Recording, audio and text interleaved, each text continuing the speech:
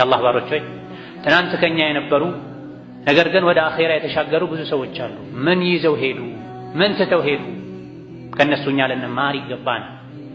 የሞቱ ሰዎችን ጠጋ ብለን አናግረን መልሳቸውን የመስማት ዕድል ብናገኝ ኖሮ ምንድን ነው የሚመኙት? ወደ ዱንያ መጥተው ፎቅ መስራት፣ ቁጥራቸው የበዛ መኪናዎችን ግቢያቸው ላይ ማቆም፣ ስልጣን፣ ዝና ማግኘት ነው የሚመኙት?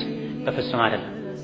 ወደ ዱንያ ተመልሰው ቢመጡ የሚመኙት ማሳካት የሚፈልጉት ነገር ቢኖር ሶላት መስገድ፣ ረዘም ያለ ስጁድ ማድረግ፣ ሌሊት ተነስቶ አላህን መማፀን፣ ለረጅም ጊዜ ተመስጦ ዚክር ማለትን፣ ቁርአን መቅራትን፣ እጃቸው የያዘውን ሰደቃ መስጠትን የሚመኙት አይደለም። አኼራ ከሄዱ በኋላ እዚህ ዱንያ ላይ ራሱ ጣረሞት ላይ ያለ ሰው ረቢ እርጅዑን ለዐሊ አዕመሉ ሷሊሐን ፊማ ተረክት ነው የሚለው።